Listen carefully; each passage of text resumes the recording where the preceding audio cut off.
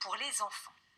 Les enfants, parlons-en à l'occasion de la journée mondiale de l'AVC demain. Les accidents vasculaires cérébraux touchent principalement des personnes âgées ou en tout cas des adultes. Mais chaque année, entre 500 et 1000 petits sont frappés avec des conséquences qui peuvent être lourdes pour leur développement, d'où l'importance de bien connaître les symptômes. Jotis Delsar, Charlotte Palot et Sybille Delettre.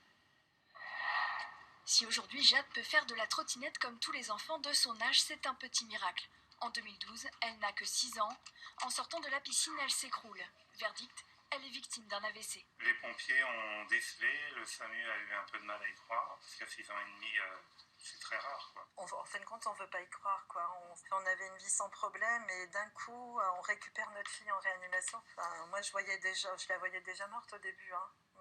Jade se réveille après 5 jours de coma et les séquelles sont importantes. Son côté gauche est totalement paralysé, elle ne peut plus marcher et doit rester dans un fauteuil roulant. Il y a eu plusieurs étapes.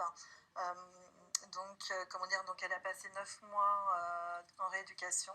Jade doit tout réapprendre, mais comme c'est une enfant, elle récupère assez vite car son cerveau continue de se développer. 5 ans après son AVC, elle marche de nouveau et parle correctement. 1, 2, 3, 4, 5. Restent des problèmes de coordination et surtout sa main gauche qu'elle n'arrive pas à maîtriser. Voilà. Elle a une inversion de commande, c'est-à-dire qu'en première intention, la main se ferme.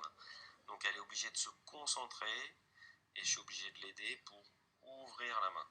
L'accident vasculaire cérébral de Jade a été causé par une maladie des artères, une pathologie qui peut toucher les patients à n'importe quel âge.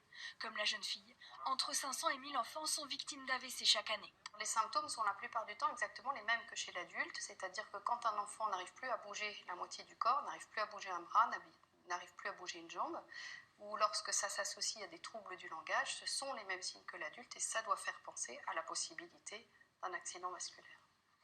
70% des enfants victimes d'un AVC gardent des séquelles, alors en cas de doute, il faut appeler immédiatement le SAMU en composant le 15, car plus le diagnostic est posé tôt, plus les chances de récupérer sont importantes.